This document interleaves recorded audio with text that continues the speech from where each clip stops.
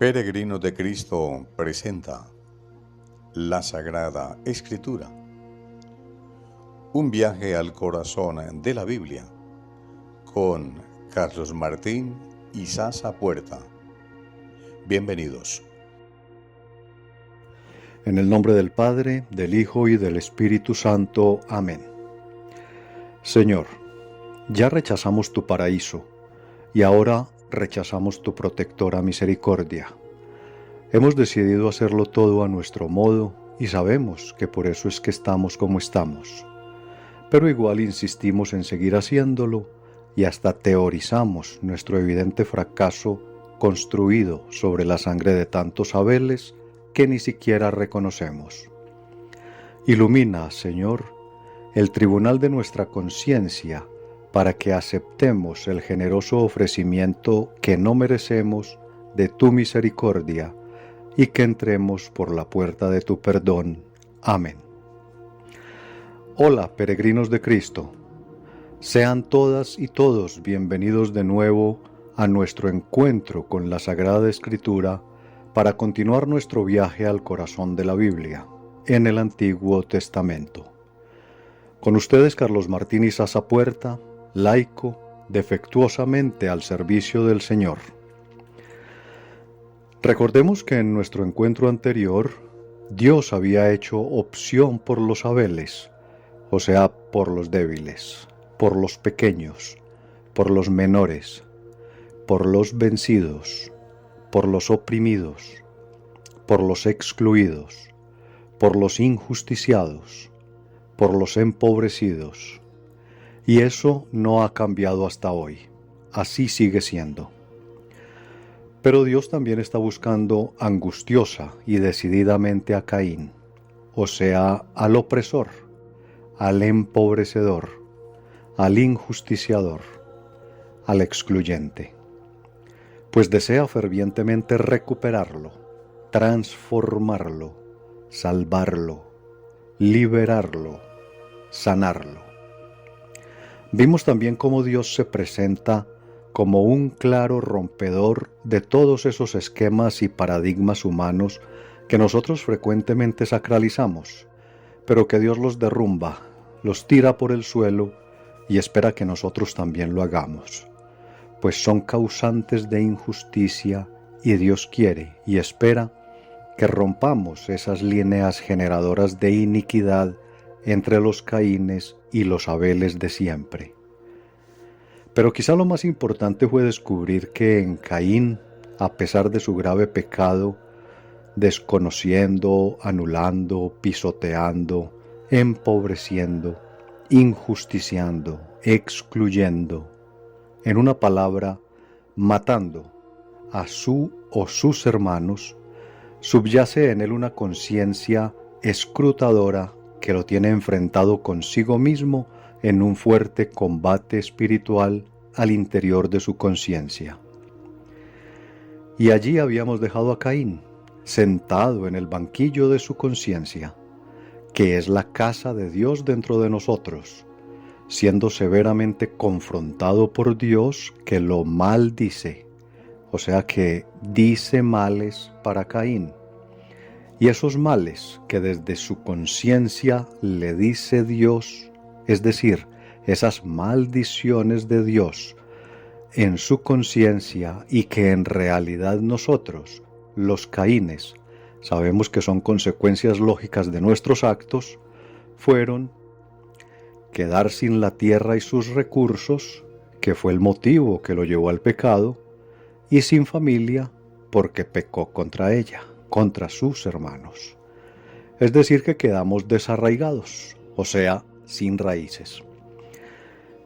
Y nuestra conciencia de Caínes ya nos está diciendo que la culpa de nuestros males es de nosotros mismos.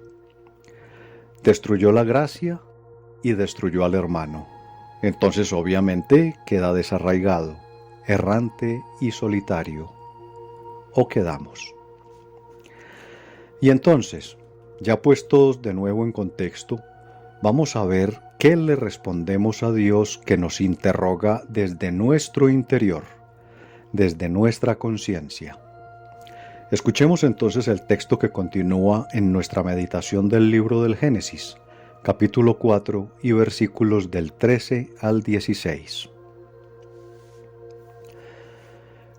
Caín respondió al Señor: Mi castigo es demasiado grande para poder soportarlo. Hoy me arrojas lejos del suelo fértil. Me esconderé de tu presencia y andaré por la tierra errante y extranjero, y el que me encuentre me matará. Le dijo el Señor: El que mate a Caín deberá pagarlo 7 veces. Y el Señor puso una marca a Caín para que al encontrarse con él nadie se atreviera a matarlo. Luego Caín se alejó de la presencia del Señor y fue a vivir a la región de Nod, al oriente de Edén. Palabra de Dios. Te alabamos, Señor. Bueno, empecemos diciendo que muchas Biblias, incluida la que tomé como fuente del texto que estamos leyendo aquí en la Sagrada Escritura, tienen un error, o no, realmente no es un error, sino más bien una imprecisión en la traducción. Me explico. En el versículo 13 leemos que Caín le respondió al Señor: Mi castigo es demasiado grande para poder soportarlo. Y aunque la palabra hebrea usada en el texto original es la palabra aboni, siendo traducida en muchas Biblias al español como mi castigo, anoto que la terminación en i es una partícula posesiva de primera persona que significa mi. Por lo tanto, la palabra real es abón, que es un término, como ya lo dije, del hebreo original y que puede traducirse como castigo, claro que sí, así como aparece en tantas Biblias, pero que es mucho más correcto traducirlo como delito, falta, error, culpa, falla o pecado. A ver, para que nos quede bien claro, la palabra hebrea abón puede interpretarse como la falta cometida y también como la consecuencia de esa falta cometida. Entonces decir, como dice en tantas traducciones, incluida la que yo usé aquí en la Sagrada Escritura, que Caín respondió: mi castigo es demasiado grande para poder soportarlo, realmente no es un error, pero sí una imprecisión, pues lo más correcto, de acuerdo a las circunstancias que tratan de transmitirnos los escritores sagrados, que es ese combate espiritual que está teniendo Caín al darse cuenta de su gravísimo error, sería traducirlo así: mi pecado es demasiado grave para poder soportarlo. Y esa sería, además, la traducción más literal y acorde a la lengua original. Pero repito, sin querer decir con ello que la traducción castigo sea un error, claro que no lo es, solo que, aunque sean correctas las dos formas, es mucho mejor decir mi pecado que decir mi castigo. Espero haber sido claro, haberme hecho entender. Pero continuemos. Caín, nosotros, entonces estamos dándonos cuenta de los gravísimos errores que cometemos permanentemente contra los demás, contra los Abeles, contra los hermanos, y estamos reconociendo que es culpa nuestra que haya tantos Abeles muertos de tantas maneras diferentes en el mundo. Que 800 millones de Abeles en el mundo mueran de hambre total en este momento que les estoy hablando es culpa de nosotros los Caínes, de unos por acción, de otros por omisión. Igualmente la masacre genocida del pueblo palestino, o la impresentable e inexplicable migración que vemos permanentemente desde el saqueado y despojado sur global, o el infame empeño de un pequeño grupito de potencias mundiales, que lo son gracias a sus injusticias, por dominar y someter a todos, y la lista de etcétera sería interminable. Pues igual que el Caín ficticio en la bella e inspirada adaptación del antiguo poema sumerio de Dumisi y Enkidu, que nos lo relata el texto bíblico, los caínes de hoy lamentablemente decidimos seguir lejos del suelo fértil de la hermandad, al cual podríamos regresar si tan solo acudiéramos penitentes ante Dios, reconociéramos nuestras faltas, cambiáramos de modelo, de sistema, le pidiéramos perdón tanto a Dios como a los hermanos y reparáramos nuestros daños. Pero no. Igual que el Caín del relato bíblico, a los Caínes de siempre su ambición y su codicia por ser y por tener más que los demás, por estar por encima de sus hermanos, los hace preferir vivir escondiéndose de la presencia de Dios, aunque sean muy religiosos, porque igual que en el relato bíblico ellos también, como Caín, presentan ofrendas a Dios. Y siempre los hemos visto muy religiosos y cumplidores, como aquel joven rico del cual nos hablan los 3 evangelios sinópticos, Mateo, Marcos y Lucas, que claramente su ambición y codicia lo escondía de la presencia de Dios, como lo decidió Caín, pero que posaba de ser un gran cumplidor de la ley, igual que Caín, que presentaba ofrenda también a Dios. Y es así, de esa manera, como los Caínes callan esa voz de la conciencia que les dice que las cosas andan muy mal. Ellos lo saben, claro que sí, y las cosas están tan mal, y ellos lo saben también, que hasta saben que si los encuentran, o sea, que si se dan cuenta de cómo se están haciendo las cosas en el mundo actual, los perseguirán. Es el mismo temor de Caín. Y es eso lo que los escritores sagrados, aquellos hombres sabios de la teología sacerdotal, muy probablemente en tiempos del exilio de Babilonia, inquietos por encontrar las respuestas a las cuestiones trascendentales de la vida, aquellas que han inquietado siempre al ser humano, en este caso, por encontrar las raíces del mal en el mundo, quieren transmitirnos personificándonos, o mejor, identificándonos en este caso con Caín.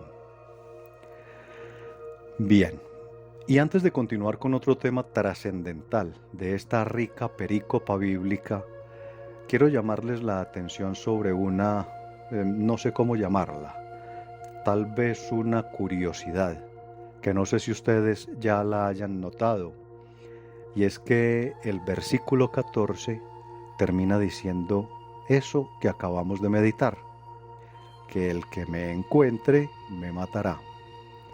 Y entonces mi pregunta es, ¿cómo así que el que me encuentre? Dejando la sensación de que había mucha gente que quizá quería matar a Caín para vengar el homicidio de Abel. ¿Y cómo puede ser eso si se supone que, según el relato, y si quisiéramos ser literalistas, en el mundo, después del asesinato de Abel, solo quedaban, además del propio Caín, sus padres Adán y Eva y nadie más? Y yo francamente no creo que sus propios padres lo fueran a matar. ¿O qué creen ustedes? Bueno, este y muchos otros detalles nos sirven para darnos cuenta, o mejor, para reconfirmar lo que ya sabemos, y es que la Biblia no es, ni pretende serlo, un tratado de historia ni de ciencia.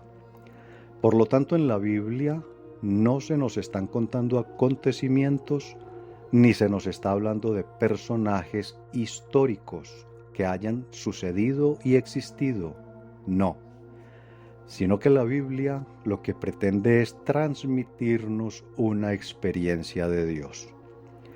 Y creo que en ese propósito son muy exitosos los hagiógrafos, pues a pesar de no contar con conocimientos, ni con recursos y herramientas histórico-científicas, logran transmitirnos el mensaje de sabiduría proveniente de una fuente, por lo tanto, indiscutiblemente superior poderosa, majestuosa y soberana, esa que llamamos Dios. Por lo tanto, no nos preocupemos por tratar de darle una explicación según nuestra lógica a este punto, pues es claro que lo que los escritores nos quieren transmitir es el pecado social, esa segunda gran falencia del ser humano después del pecado contra Dios, que viene el pecado contra el hermano, o mejor, contra los hermanos. Por eso los escritores sagrados no tienen ningún reparo en mostrarlo así, porque ellos no buscaban sostener una historia que de hecho no es, ni pretende ser historia, sino transmitir un mensaje trascendental, que es lo que conocemos como inspiración. Inspiración de sabiduría divina que reciben y la transmiten a partir de la visión del mundo que ellos mismos tenían en su momento. No es que sean teletransportados a un mundo del pasado o que reciban información por telepatía o algo por el estilo. No. Es a partir de la experiencia vivida por ellos mismos en su momento histórico que nos transmiten esa sabiduría. Y por eso, como en su momento histórico había una población abundante, aquí también en el relato ellos hablan de una población abundante. Pero continuemos. Le dijo el Señor: el que mate a Caín deberá pagarlo 7 veces. Miren qué mensaje tan claro, tan simbólico y tan lleno de significado. Empecemos por el símbolo del 7, que no significa una cantidad compuesta por 7 elementos, no. En la Biblia es muy usada la simbología numérica, es decir, en la Biblia los números no solo tienen un significado cuantitativo, o sea, de cantidad, que en muchos casos es así, sino que además tienen un significado también cualitativo, o sea, que pueden representar simbólicamente algo específico y que no es la cantidad que matemáticamente expresa ese número. Y en este caso, el número 7 representa simbólicamente la plenitud, la totalidad. Y eso tiene una razón de ser, pues está compuesto el número 7 por la suma del 3, y el 3 representa la totalidad del tiempo, el cual está compuesto por el pasado, el presente y el futuro. 3 elementos. Esa es la totalidad del tiempo. Nada puede suceder por fuera de ese tiempo. Más el 4, que representa la totalidad del espacio, el cual está compuesto por el oriente, el occidente, el norte y el sur. 4 elementos. Esa es la totalidad del espacio.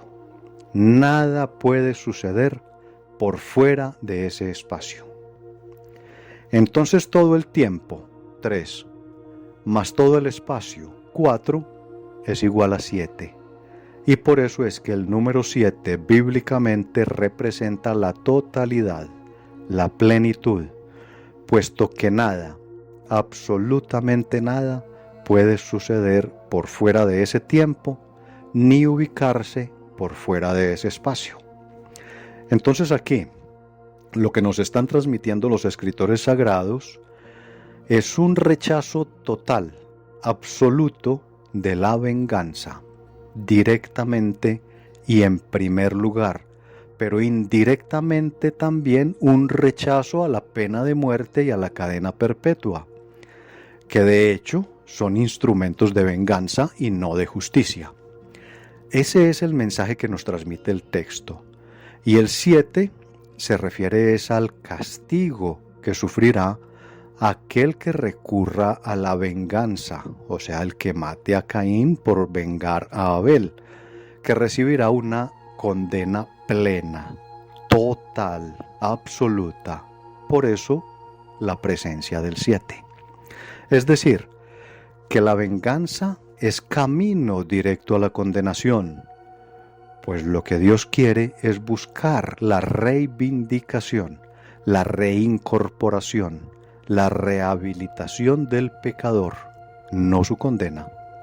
De hecho, la Iglesia nos enseña a rechazar el pecado, pero no al pecador. Y ahí está la razón bíblica fundamental para invitarnos a ese comportamiento. Y lo va a dejar mucho más claro el Señor en el siguiente punto de este relato que Él le inspiró a sus agiógrafos para que así nos lo transmitieran a nosotros. Y es que a renglón seguido, y luego de advertirnos tan severamente sobre la gravedad de la venganza, pasa a darnos ejemplo, es decir, a mostrarnos cómo es que se hace para que nosotros lo hagamos también. Pues le puso a Caín, o mejor dicho, nos puso a todos los Caínes una marca para que nadie se atreviera a matar a Caín, a matarnos a todos los Caínes. Y esto no se refiere a una marca física, a marcarnos físicamente, sino a condenarnos, no se refiere a matarnos físicamente, sino a condenarnos por nuestros actos caínicos. Recordemos que la muerte se refiere a la condenación. La marca de Caín es pues un recordatorio de que no somos los jueces de ningún Caín. Además porque puede y muy seguramente somos nosotros más Caínes que aquellos Caínes a los que pretendemos juzgar. Entonces empecemos diciendo que la famosa marca de Caín no era, ni es, ni nunca ha sido un signo físico visible, sino que se trata es de que todos hemos recibido de parte del invisible ordenador soberano, o sea, de parte de Dios, un tribunal interno e íntimo que llamamos conciencia, y mediante el cual Dios, ahí, en ese tribunal íntimo, nos hace ver las consecuencias de permitir que el enemigo nos domine. Nos hace ver también que sí tenemos una responsabilidad con nuestros semejantes.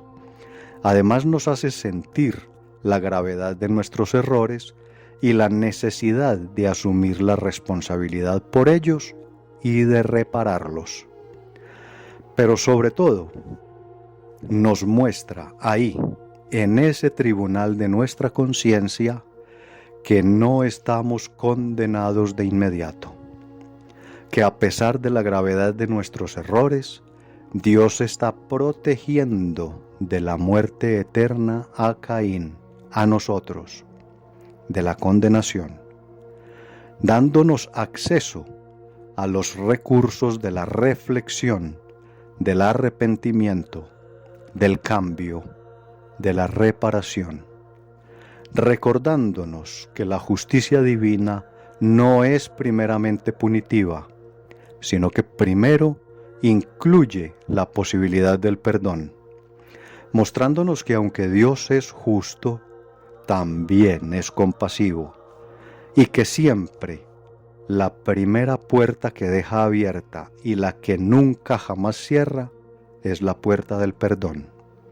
Incluso, aunque Caín nunca entre por esa puerta, como efectivamente no lo hizo el Caín imaginario que nos relata el texto bíblico, aún así siempre continuará abierta esa puerta para nosotros, para todos los Caínes reales y que tenemos la misma marca, exactamente la misma. Pues esa es la marca de Caín, que impide que Caín sea condenado, ya que Caín tiene ese tribunal presidido por Dios en su conciencia y en el cual tiene acceso directo al perdón. Por eso nadie matará, o sea, nadie condenará a Caín, porque el que manda, manda, y el que manda es Dios. Y sabemos que el Caín ficticio del relato no accedió a los beneficios que le otorgaba la marca, porque en el versículo 16 tristemente se nos confirma que aquel Caín irreal, al igual que tantos Caínes reales, se alejó de la presencia de Dios. Es decir, se convirtió él en su propio Señor, decidiendo él mismo su propia nefasta suerte, alejándose más hacia el oriente de Edén. ¿Recuerdan el oriente? Cuando Adán y Eva también rechazaron a Dios y fueron expulsados hacia el oriente de Edén. Pues miren cómo cada vez nos vamos alejando más y más de la plenitud, de la felicidad, del infinito, de la eternidad, de estar al lado de Dios. Entonces, con aquel Caín rechazando la misericordia de Dios y alejándose de él para construir el mundo según su propio señorío y su torcido criterio, nosotros, los Caínes de hoy, nos encontraremos de nuevo aquí, en Peregrinos de Cristo, dentro de una semana, para conocer la descendencia de Caín y los grupos de poder, e identificarnos o desmarcarnos de ellos, y para descubrir qué más misterios tiene Dios para revelarnos. Hasta entonces, peregrinos de Cristo, gloria al Padre, gloria al Hijo y gloria al Espíritu Santo.